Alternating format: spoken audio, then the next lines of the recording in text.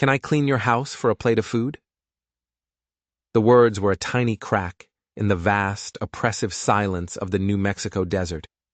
They came from a girl no older than 8, her voice a fragile whisper against the shimmering heat. She stood on the doorstep of a lone adobe hut, a place the nearby town of Serpent Creek avoided like a plague. This was the home of the Apache warrior the townsfolk called Nikai, a name they only spoke with a mix of fear and scorn. The girl's dress was a patchwork map of hardship, sewn together with clumsy, determined stitches. Dust was a second skin on her bare feet and streaked her face, but her eyes. Her eyes were wide and dark, and they held a fire that defied her broken frame. This was Rosita, and the tremor in her voice wasn't from fear of the man before her. It was from the gnawing hunger that had been her only companion for days. For her, this man wasn't the savage from the Badlands, the ghost the town whispered about. He was simply her last resort. Nikai looked down at the child, and for the first time in 3 long years, the world snapped into sharp, painful focus. The splintered wood of his porch, the distant cry of a hawk, the dry scent of sagebrush on the wind, it all came rushing back. 3 years he had lived in this self-imposed exile, his heart a barren landscape mirroring the desert around him.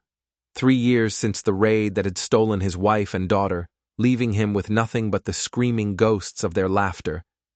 This child, Rosita, was the same height his own little girl had been. She had the same determined set to her small jaw, the same way of standing, as if she carried the weight of the entire world on her shoulders and simply refused to buckle. The sight of her wasn't a memory. It was a blade twisting in a wound that had never, ever healed.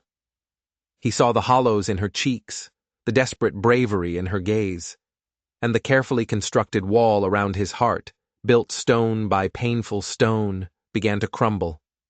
He didn't answer her question with words.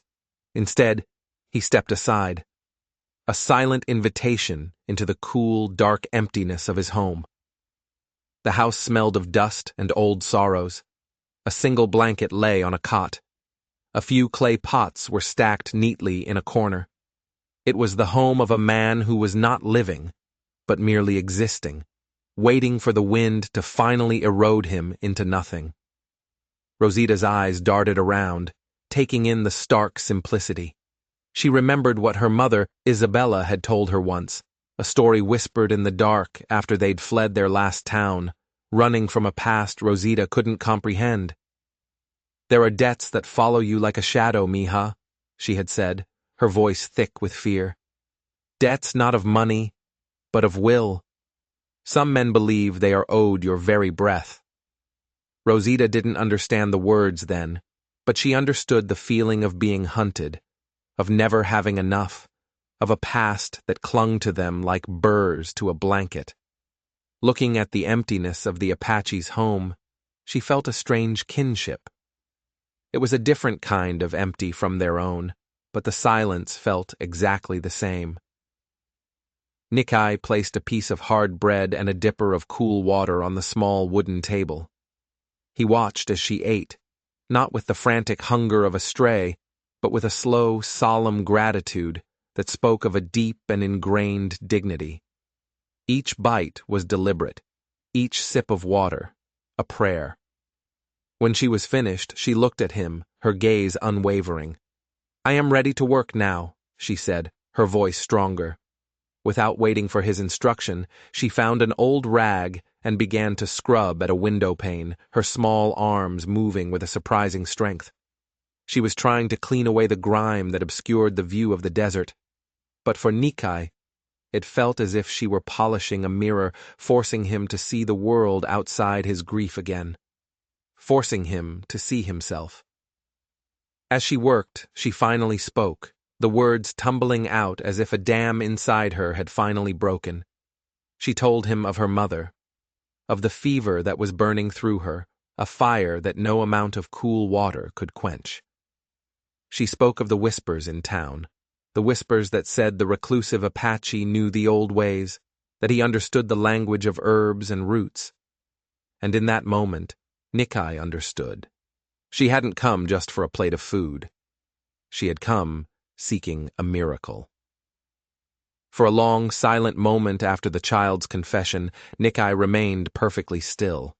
The world he had so carefully shut out was no longer just knocking at his door. It had walked right inside and was now demanding a piece of his soul he thought was long dead and buried. To help this girl, Rosita, was to feel again. It was to walk back into the town that shunned him as a monster, to face the ghosts of his own failure as a husband, as a father, as a protector. It was to risk the searing agony of another loss. Every single instinct screamed at him to retreat, to send the child away with a bundle of herbs and a quiet word, to barricade the door and sink back into the numbing, silent comfort of his grief. Solitude was a fortress, and he had spent 3 years building its walls. But then he looked at Rosita's face, at the fierce, desperate hope that shone through her exhaustion, and in her eyes he saw the reflection of his own daughter, Ari, the daughter he couldn't save. Suddenly it wasn't a choice anymore. It was a debt owed not to this child, but to the memory of the one he had failed. With a resolve that felt foreign and heavy, he moved to a dark corner of the room. From a weathered leather pouch, he began to gather his remedies. His hands, which had grown stiff from disuse, moved with an old, ingrained certainty. He took dried willow bark, a powerful enemy of fever. He measured out crushed yarrow to be brewed into a tea to soothe a tormented body. He found a small, smooth stone, cool to the touch, a charm his own mother had taught him to place on a fevered brow to draw out the heat. Each item was a memory, a lifetime of knowledge passed down through generations, a skill he had believed and prayed he would never use again. He wrapped them all in a small piece of cloth and turned to the child. He gave a single, sharp nod. It was all the answer she needed. Rosita's shoulders, which had been tense with anticipation, slumped in a wave of relief so profound it was almost painful to watch. She led the way out of the adobe house, back into the punishing glare of the August sun. The journey to Serpent Creek was a walk through a hostile land. The heat baked the earth into a cracked mosaic, and the air was thick with dust that coated the back of the throat. Rosita walked a few paces ahead of him, a small, determined scout leading him back into the world of men. A world that hated him. As they reached the edge of the town, the atmosphere shifted. The lazy rhythm of Serpent Creek faltered. A blacksmith's hammer fell silent. The boisterous laughter spilling from the saloon doorway died in an instant. Faces appeared in windows, framed by grimy curtains, their eyes following the strange procession of the reclusive Apache and the small, ragged girl. Nikai felt the weight of their stares, a familiar pressure of hatred and suspicion he had learned to carry like a second skin. He kept his gaze fixed forward, his expression an unreadable mask of stone, but inside, the old anger, the cold and quiet rage at a world that had taken everything from him, began to stir. Their path was blocked by a man who seemed to have been baked from the same red dust as the town itself. Sheriff Brody. He stood with his arms crossed over his barrel chest, a tarnished star pinned to his vest. His eyes were small, pale chips of ice. "That's far enough, Nikai," he said, his voice a low, gravelly rumble. "What business brings you down from your perch? Town's got enough trouble without you adding to it." Nikai said nothing. He simply stopped, his presence a silent challenge. Rosita, however, stepped forward, placing herself between the two men. "He's with me, Sheriff," she said, her voice small but clear as a bell. "He's going to help my mama. She's real sick." Brody's gaze flickered to her, a brief flash of something that might have been pity, before it hardened again as he looked back at Nikai. "Is that so?" he sneered. "Playing the medicine man now. You stay on your side of the creek. Let decent folk handle their own." He took a step closer, lowering his voice into something more dangerous. I know your kind. You bring death with you. You cause any trouble here, for this girl or her mother, I'll see you swinging from a cottonwood before sundown. The sheriff's eyes narrowed. Now get on, before I change my mind. He stepped aside, his hand resting casually on the butt of his pistol. It was a clear and final warning. They continued their walk in a heavy silence, the sheriff's threat poisoning the air between them. The town seemed to shrink away from them, the wooden sidewalks groaning under Nikai's feet as if in protest. They were a spectacle, a pariah and a desperate child. Rosita's steps never faltered, but Nikai could feel her fear. He saw the slight tremor in her hand, and acting on an impulse he didn't understand, he reached out and gently took it. Her small fingers curled around his, a fragile anchor in a sea of hostility. They walked the rest of the way like that, hand in hand. A silent pact forged between two broken souls against a world that had left them for dead. Her home was on the far edge of town, a place where the pretense of community gave way to open desolation. It was a shack, more than a house, its boards warped and sun-bleached, leaning as if exhausted by its long fight against the wind. The air around it was still and heavy with the scent of sickness and poverty. Rosita pushed open the door, which protested with a long, mournful creak. Nikai stepped into the stifling, dim interior. On a cot in the corner lay a woman, her form barely a mound under a thin, patched blanket. Her face was pale and slick with sweat, her breathing a shallow, frantic whisper. As her eyes fluttered open, they widened, but not with hope. With the raw, primal terror of a cornered animal seeing a predator fill the doorway. The terror that seized Isabella was a cold, paralyzing wave. The man in the doorway was a silhouette of all the fears she had harbored since coming to this harsh land. A figure from whispered tales, a specter of the violent frontier. Her first instinct, a primal scream from the depths of a mother's soul, was to protect her child. She tried to rise, to pull Rosita behind her, but the fever had stolen her strength, leaving her limbs as heavy as lead. Her body was a traitor, anchoring her to the cot while a monster from her nightmares stood just feet away. But then, Rosita's small, warm hand was on her arm, her child's voice cutting through the fog of her fear. "Mama, no, it's okay," Rosita pleaded, her words a desperate balm. "I brought him. He knows the old ways. He's going to make you well." Isabella stared at her daughter, at the absolute, unwavering trust in her eyes, and a profound confusion warred with her terror. How could her child look at this man, this savage, and see a savior? Nikai saw the fear in the woman's eyes, a wild and cornered look he knew all too well. He had seen it in the eyes of a doe just before the hunter's arrow flew. He did not move forward. He did not speak. To do so would be to startle her, to confirm her deepest fears. Instead, he gave her the one thing a terrified creature needs most: space. He deliberately moved to the side, away from the doorway, breaking the imposing silhouette he had cast. He placed his small bundle of herbs on the rickety table with a quiet reverence, his movements slow and deliberate. Each action was designed to be seen, to be understood as non-threatening.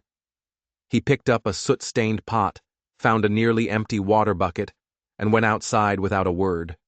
Isabella listened, her breath held tight in her chest. She heard the scrape of flint on steel, the soft crackle of a small fire being kindled. These were not the sounds of a warrior, of a threat. They were domestic sounds, the gentle, rhythmic noises of a camp being set, of a meal being prepared. They were sounds of life, not death. Rosita scurried around, a whirlwind of purpose, explaining everything in hushed, excited tones. She told her mother how she had offered to work, how the Apache had given her bread and water first, how he had followed her through the hostile town without a word of complaint. "He is not like they say, Mama," she whispered, wringing out a cloth in a bowl of lukewarm water and placing it on Isabella's forehead. His eyes are sad. Isabella watched through the open doorway as Nikai tended the fire, his back to them. He was a large man, his presence filling the small yard. Yet there was a stillness about him, a deep, abiding quiet that felt ancient and profound. The town saw a savage.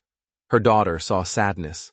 And she saw a man moving with the quiet competence of someone who understood the delicate balance between life and death. The bitter, earthy scent of willow bark tea soon filled the small shack, a smell that was both medicinal and strangely comforting. When he returned, holding a steaming cup carved from a gourd, she flinched. He stopped several feet away, his face impassive. He looked at Rosita and gave a slight nod toward the cup. He would not force it upon her. He would not even approach her. The choice had to be hers. Rosita took the cup, her small hands careful not to spill a drop, and brought it to her mother's lips. "Please, Mama," she whispered. "For me." Isabella looked from the dark, steaming liquid to her daughter's hopeful face, and then to the silent man standing near the door. This was the true precipice. Not the fever, not the poverty, but this moment of choice. To cling to a fear that would surely kill her, or to place her life in the hands of an enemy. She parted her cracked lips and took a sip. The tea was bitter, but it was warm, and as it slid down her throat, it felt like the first raindrop on a parched and dying land. Throughout the afternoon, Nikai was a silent, steadfast presence. He brewed more tea. He left to fetch fresh, cool water from the town well, enduring the glares and muttered curses of the townsfolk for a second time. He returned with not only water, but a small rabbit he had snared, which he quickly skinned and set to stew over the fire, filling the air with the rich scent of broth. Isabella drifted in a feverish haze, the world blurring at the edges. In her half-conscious state, fragments of memory surfaced, spoken in hoarse, broken whispers. "The silver star on his uniform," she murmured, her eyes clenched shut. He said the land was his now, Vance's brand on everything, even the people. Rosita looked on, confused, but Nikai's head snapped up at the name. Vance. A name like a shard of black ice in his memory. A name connected to fire and smoke and the last cries of his family. He couldn't understand how this sick, desperate woman could know that name. But a cold, terrible certainty began to form in his gut. The tragedies that had shattered their lives were not random acts of fate. They were threads, perhaps of the same dark tapestry. As evening fell, the oppressive heat of the day finally began to break. The fever, too, seemed to loosen its grip on Isabella. Her breathing was deeper, more even, and the wild, panicked look in her eyes had been replaced by a profound weariness. Nikai sat on a small stool near the door, a silent sentinel in the encroaching darkness. He had done all he could for now. The rest was up to her body's will to fight. Isabella lay on her cot, watching him. The fire outside cast long, dancing shadows into the room, and in the flickering light, he no longer looked like a monster. He looked like a man carved from stone and sorrow. For the first time, when his eyes met hers across the small room, she did not look away. She held his gaze for a long moment, a silent exchange passing between them that was deeper than words. Then, she gave a slow, deliberate nod. It was not submission. It was not yet trust. It was an acknowledgement. A truce. In the quiet of the small, broken shack, a fragile bridge had been built between two worlds, right there in the heart of despair. But bridges could be burned. And Nikai had a sickening feeling that the man named Vance was holding the match. The days that followed settled into a quiet, unspoken rhythm, a delicate dance of need and provision. Nikai would arrive as the sun first touched the peaks of the distant mountains, a silent figure emerging from the morning mist. He never came empty-handed. Some days he brought a brace of rabbits or a fish wrapped in cool leaves. Other days it was a handful of wild onions and bitter greens or precious flour he'd traded for in town, enduring the scornful silence of the general store clerk. He was their provider, his offerings left just inside the door without a word, a ritual of care that asked for nothing in return. He would then set about repairing the small, broken things in their world. He patched the leaking roof with a mixture of mud and straw, his large hands surprisingly deft. He reinforced the crooked doorframe and whittled a new latch, silencing the mournful creak that had been a constant voice in their home.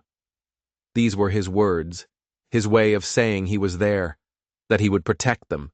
Isabella, in turn, fought her way back to life with a quiet, fierce determination.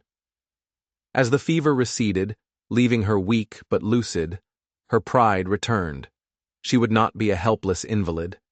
She began to contribute in the small ways she could. At first, it was just mending a tear in Rosita's dress, her fingers still clumsy. Then she was able to sit up long enough to knead the flour Nikai brought, her arms trembling with the effort, and bake small, dense cakes on a hot stone by the fire. The first time she was able to prepare a full meal from his provisions, a savory rabbit stew that filled the small shack with a scent of home they hadn't known in months. It was a victory. When Nikai came that evening, she served him a bowl. He took it, his eyes meeting hers over the rising steam. And in that shared moment of giving and receiving, a new foundation was laid. They were no longer just a healer and a patient. They were partners in the simple, sacred act of survival. Rosita was the light that illuminated the quiet spaces between them. Her laughter, which had been absent for so long, began to return.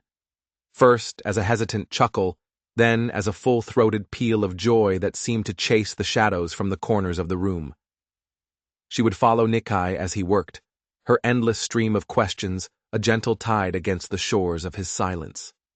She asked about the names of plants, the tracks of animals, the stories hidden in the shapes of the clouds. He would answer her in his low, quiet voice, teaching her the small secrets of the desert. One afternoon, he sat for an hour, patiently carving a piece of cottonwood with his knife. When he was finished, he pressed a small, intricately detailed figure of a running horse into her palm.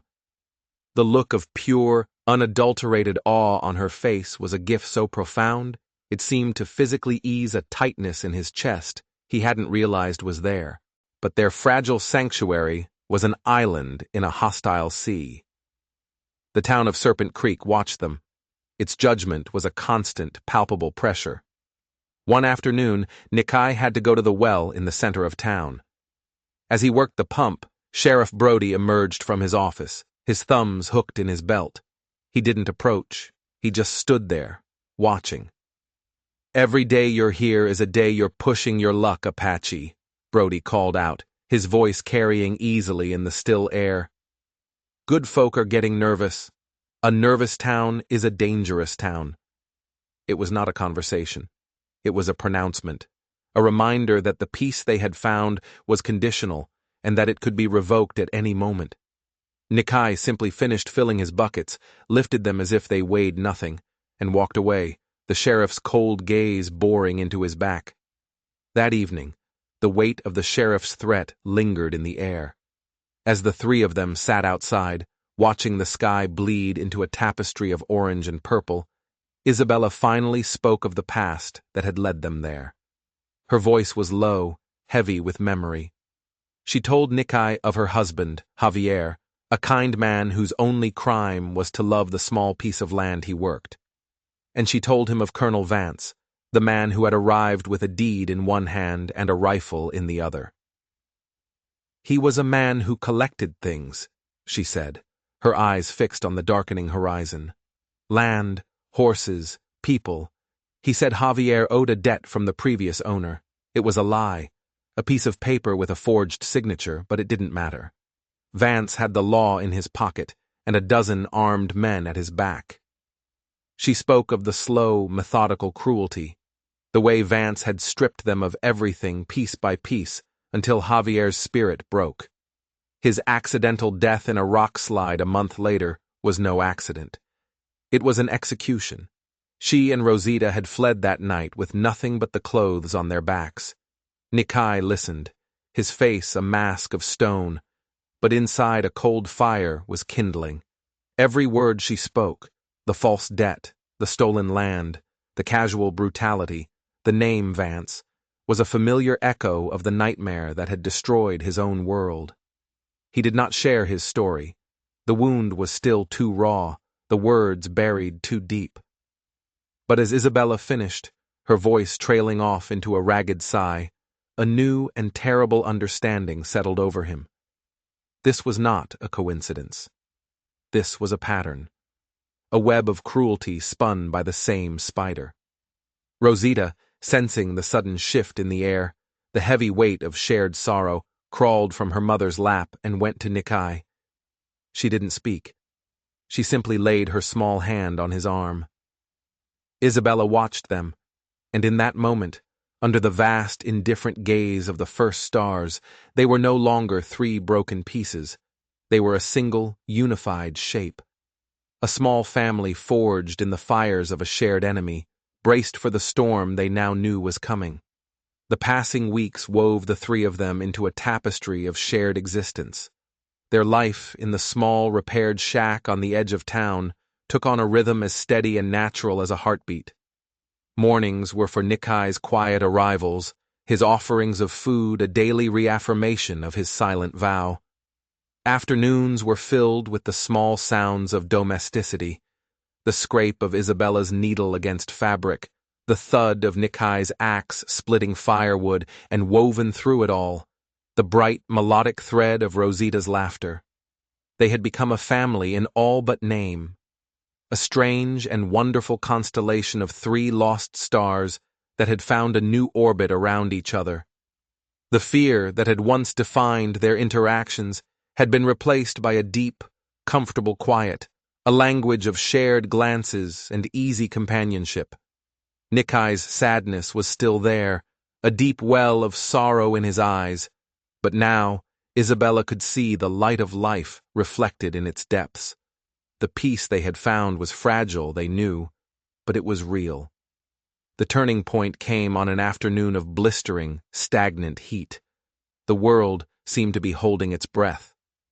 Isabella sat in the shade of the doorway, mending one of Nikai's buckskin shirts, the needle a familiar comfort in her hand. Nikai was nearby, sharpening his knife on a whetstone, the rhythmic scrape, scrape, scrape, a soothing sound. Rosita, a whirlwind of boundless energy, was chasing grasshoppers in the tall, dry grass near a pile of old lumber that lay rotting at the edge of their small yard. Her delighted shrieks as the insects jumped just out of her reach were the only sounds that disturbed the heavy afternoon silence. She was a splash of vibrant color in a world of brown and gray, her focus absolute, her joy a thing of pure and perfect innocence.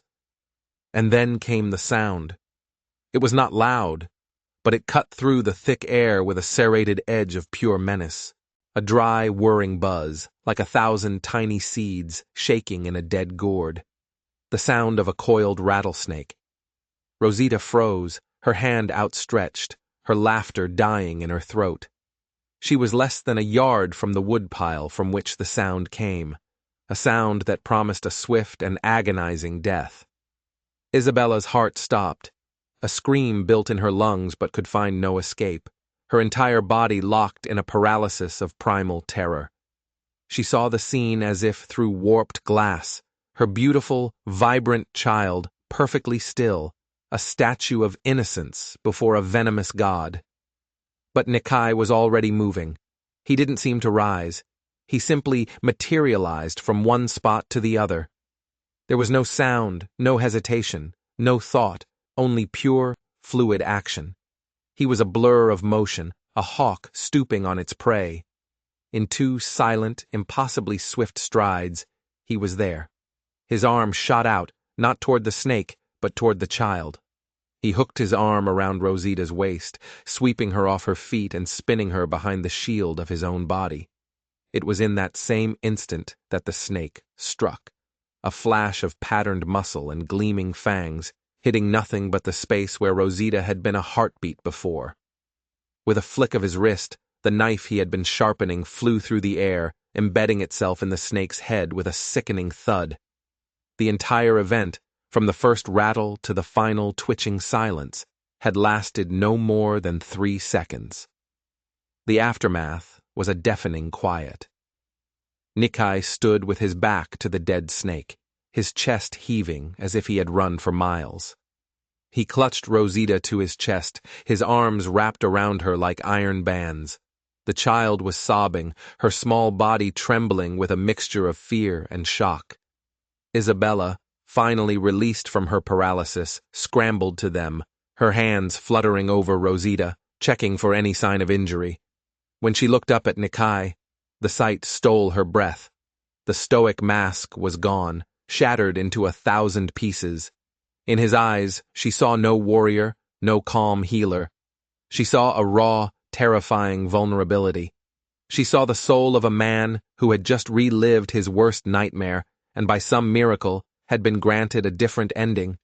He was not just protecting her child, he was protecting the last fragile flicker of hope in his own heart. That night, after Rosita was asleep in her cot, the small wooden horse he'd carved lying by her side, the silence between Nikai and Isabella was different. It was filled with the unspoken terror and profound relief of the day. Finally, Isabella broke it, her voice barely a whisper.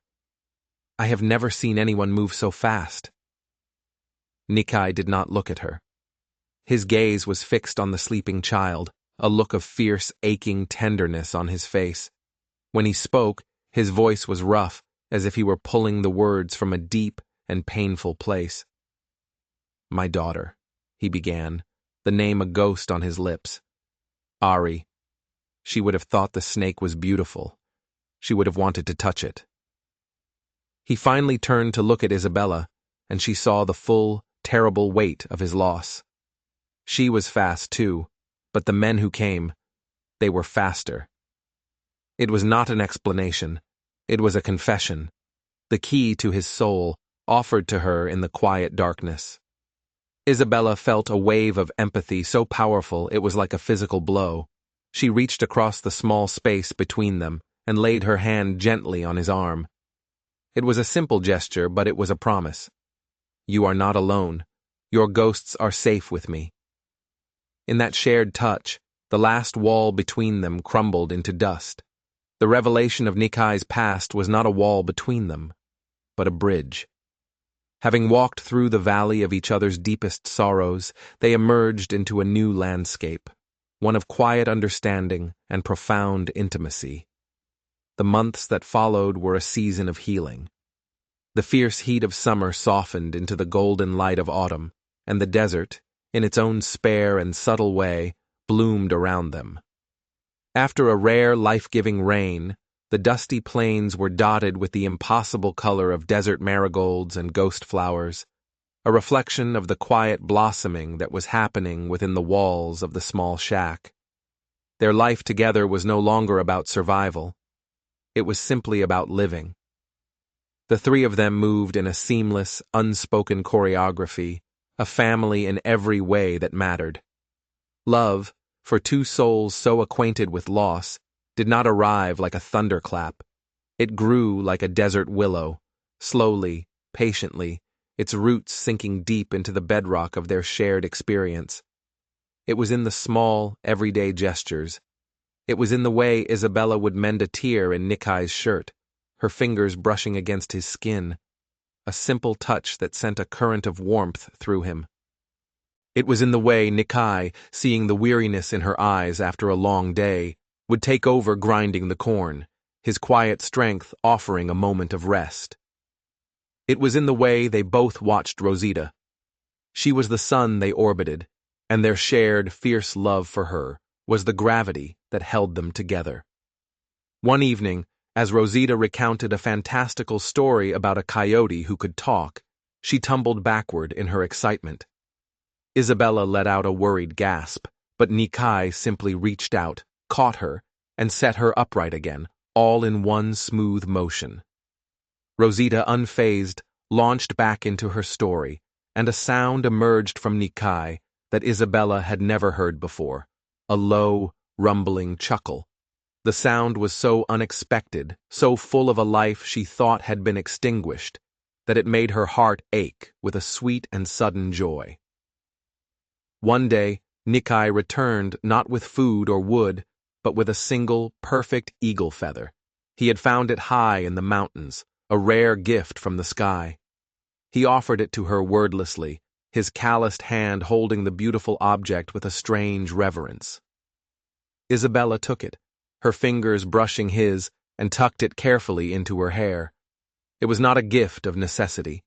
It was a gift of beauty, an acknowledgement of her, not as a survivor to be cared for, but as a woman to be cherished. In that moment, looking at him, she saw past the warrior and the healer. She saw a man of deep and gentle spirit, a man whose heart, though broken, was still capable of immense tenderness. And she knew, with a certainty that was both thrilling and terrifying, that she was falling in love with him. The unspoken truth between them finally found its voice on a cold, clear night when the moon was a silver coin pasted onto a velvet sky. Rosita was asleep, her breathing a soft, steady rhythm in the quiet of the shack. Isabella and Nikai sat by the dying embers of the fire, shoulder to shoulder, sharing the warmth of a single blanket. The silence was no longer a space to be filled, but a comfort to be shared. He looked up at the sea of stars above them.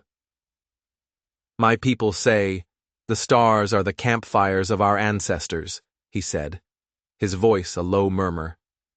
"They watch over us, so we are never truly alone." Isabella turned to look at him, at his strong profile illuminated by the moonlight, and saw not the lonely warrior, but a man connected to a history as vast as the sky itself. The chasm of their different worlds, which had once seemed so impossibly wide, was gone. There was only this man, his quiet strength her anchor, his gentle presence her home. He must have seen the change in her eyes, the open, unguarded affection that was reflected there. He stopped speaking, and the air between them grew thick with a new and potent energy. Slowly, as if afraid of breaking a sacred spell, he raised his hand and gently brushed a stray strand of hair from her cheek. His touch was as soft as a moth's wing, yet it sent a shiver through her entire being. She did not pull back. Instead, she leaned into his touch, a silent surrender, a testament to the trust he had so patiently earned. It was all the answer he needed. He leaned forward, and his lips met hers. It was not a kiss of desperate passion, but of deep, reverent tenderness.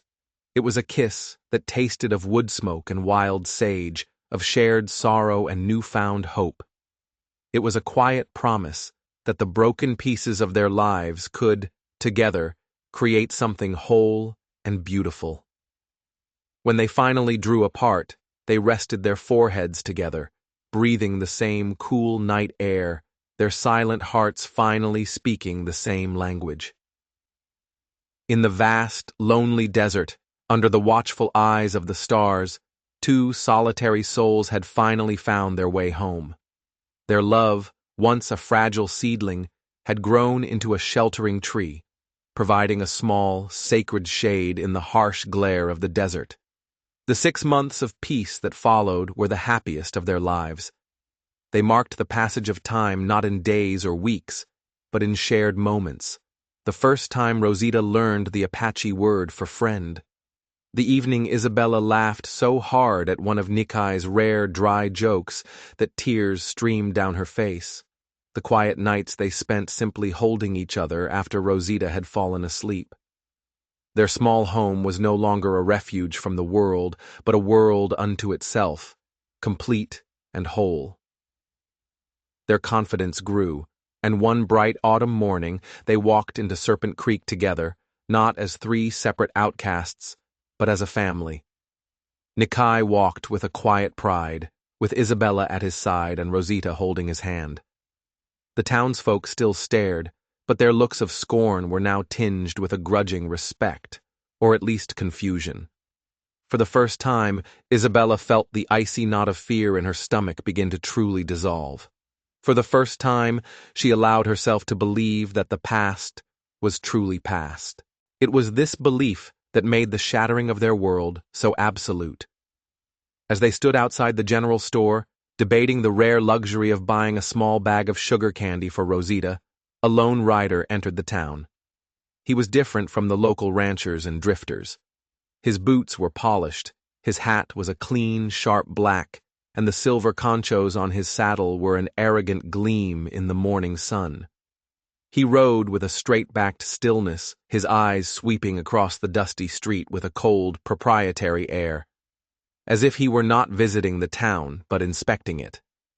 He dismounted in front of the saloon, his gaze methodical, missing nothing. It passed over Nikai, lingered for a moment on Rosita, and then it found Isabella. The man's body went still.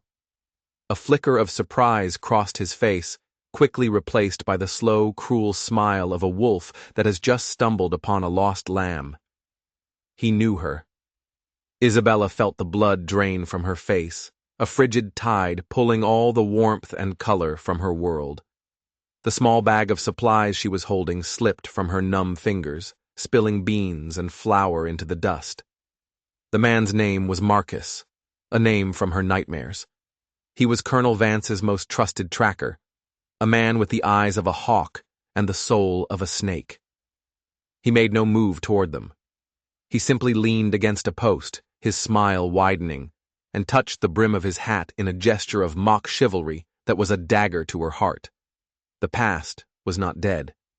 It had just been waiting. Nikai saw the look on her face, saw the man she was staring at, and in an instant, he understood. A cold, protective fury rose in him. He moved to stand between Isabella and the tracker, his body a solid shield. "Isabella," he said, his voice a low, urgent command. "Take Rosita, go back to the house, now." He did not have to say it twice. Isabella grabbed Rosita's hand and turned, walking away with a speed just short of a run. The walk back to the shack, which had felt so hopeful just an hour before, was now a journey through a landscape of pure dread. Every shadow seemed to hold a threat. Every gust of wind sounded like the hoofbeats of approaching horses. The man did not follow. Yet his presence was everywhere, a poison that had contaminated their sanctuary. When Nikai returned moments later, he found Isabella pacing the small room like a caged animal. "He will tell Vance," she said, her voice a thin, ragged whisper. "He will come for us. He won't come for me this time. He'll come for Rosita. He said a debt must always be paid, one way or another." The terror in her eyes was an old, familiar ghost. Nikai went to her, taking her by the shoulders, his grip firm and steadying. "He will not touch her," he said, and the words were not a comfort, but a vow forged in the fires of his own loss. "There is a place, my people's stronghold, high in the mountains, a place of stone and sky. His kind cannot reach us there. We leave at first light." The decision was absolute. There was no other choice. Their season of peace was over. The rest of the day was a blur of frantic, whispered preparation. They had so little to pack, yet every object was a painful reminder of the life they were being forced to leave behind. Isabella wrapped the last of their bread and dried meat. Rosita, sensing the fear in the air, quietly placed her precious wooden horse inside a small satchel. Nikai gathered his knife, his bow, and a water skin, his movements economical and grim. As darkness fell, a heavy, unnatural quiet descended. They sat in the dark, their meager belongings bundled by the door, listening. Every sound was magnified, every creak of the house a potential threat. Nikai looked at Isabella, his heart aching with a fierce, protective love. "We will be gone before the sun," he promised. "He will not find us."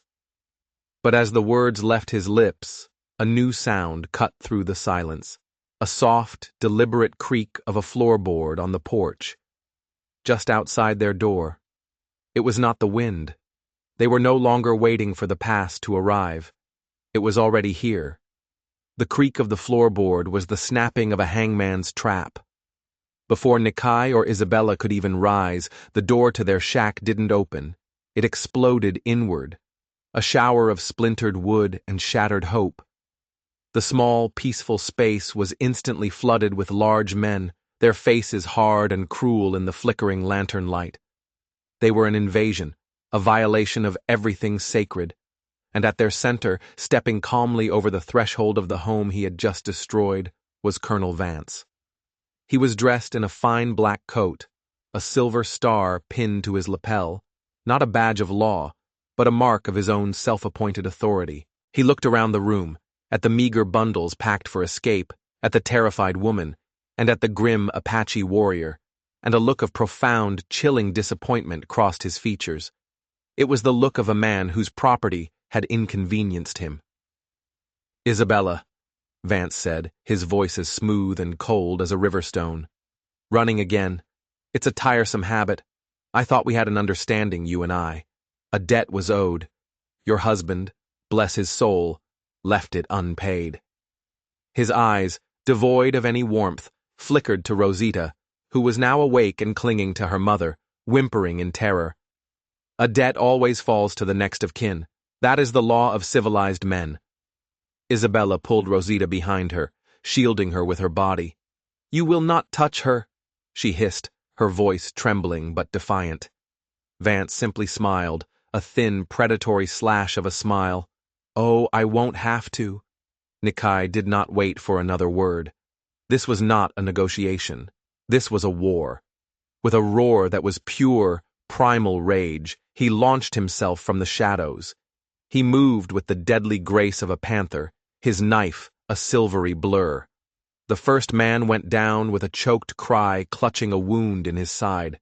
Nikai spun, his elbow catching a second man under the jaw, sending him staggering back. For a brief, glorious moment, it seemed he was an unstoppable force of vengeance. But there were too many. A third man brought the heavy stock of a rifle down on the back of Nikai's head. The world exploded in a flash of white-hot pain. He stumbled, his vision blurring, and they were on him, a crushing weight of bodies driving him to the floor with a barrage of brutal, merciless blows. As Nikai fought for consciousness on the dirt floor, Vance gave a soft, almost bored command. "Marcus, the girl!" The tracker moved forward. Isabella's fear erupted into a mother's fury. She grabbed the heavy cast-iron skillet from the hearth and swung it with all her might, a wild, desperate act of defiance. Marcus caught the blow on his forearm with a grunt of pain, then twisted the skillet from her grasp and threw it clattering into a corner. He grabbed Isabella by the hair, shoving her cruelly to the floor beside Nikai. He then turned and seized Rosita. The sound that tore from Isabella's throat was not human. It was the raw, soul-shredding scream of a world ending. Rosita's own terrified cries filled the small shack, a sound of pure, helpless agony as she was ripped from her mother's world. Nikai, blood streaming down his face, pushed himself onto his hands and knees, every muscle screaming in protest. He could only watch, his strength failing him, as the child he had come to love as his own was held aloft, like a trophy, by the grinning tracker. Vance stepped over him, looking down with casual disdain. "Such a fuss," he said, sighing. "She'll be an asset at my mining compound. Strong little thing. She can work off her family's debt to me. With any luck, she'll have earned her freedom by the time she's an old woman." Marcus began to drag the thrashing, screaming child toward the shattered doorway. In her struggle, Rosita twisted around, her small face a mess of tears and terror. For a single, world-stopping moment, her eyes met Nikai's. It was a look that cut through his pain, through his defeat, through everything. Her eyes were not just asking for help. They were begging him to remember, to fight, to be the protector she believed him to be. And in that silent, desperate exchange, Nikai made a vow. It was a promise forged in the depths of his being, a sacred oath sealed in blood and rage. He could not speak it, but his eyes burned with it, a message of unbreakable, absolute resolve that he knew she understood. I am coming for you. Then she was gone. The men followed, their cruel laughter echoing back into the shack. They left behind a broken home, a broken woman, and a beaten man. For a long time, the only sound was Isabella's weeping, a sound of utter desolation. But then, slowly, painfully, Nikai began to move. He pushed himself up, ignoring the fire in his ribs and the pounding in his skull. He stood swaying, a fearsome silhouette in the ruined doorway. The love for his lost Ari had been a wound. The love for Rosita was now a weapon. He went to Isabella, helping her to her feet, his face a mask of terrible purpose. He takes her to the mountains, Nikai rasped, his voice raw. That is where his fortress is. It is where my people are. He looked out into the pre-dawn darkness, not west toward his lonely exile, but north toward the jagged peaks that clawed at the sky. I will not go alone. The hunt was on. The journey north was an act of pure, agonizing will. Nikai, guided by a lifetime of knowledge, led Isabella through hidden arroyos and shadowed canyons, his body a testament to both his injuries and his unbreakable resolve. Isabella, in turn, was his strength. She cleaned his wounds with river water, tore strips from her own dress for bandages, and when he faltered from the pain, her steady hand on his arm urged him onward. They moved not as two separate people, but as a single entity, driven by one singular burning purpose: Rosita. After 2 days they reached a high pass, a narrow cleft in the rock that seemed to lead nowhere. Nikai gave a low, piercing whistle, the call of a hawk. Moments later, 2 figures emerged from the rocks, their faces grim, their weapons ready. They were Apache sentries. They looked at Nikai, at his blood-stained clothes and the fierce light in his eyes, and they recognized the warrior who had been lost to them for 3 long years. They stepped aside and let him pass, leading him and Isabella into the hidden sanctuary of his people. That night, Nikai stood before the council fire. The flames danced across the weathered faces of the elders and the tribe's strongest warriors. He stood before them, not as a penitent returning from exile, but as a man bringing a war to their doorstep. His voice was a low, gravelly rasp, but it carried to every corner of the fire-lit circle. He told them everything. He spoke of a brave little girl named Rosita and her resilient mother, Isabella. He described the fragile peace they had built and the brutal way it had been shattered. And then he spoke the name: Colonel Vance. A low growl rippled through the assembled men. They knew the name.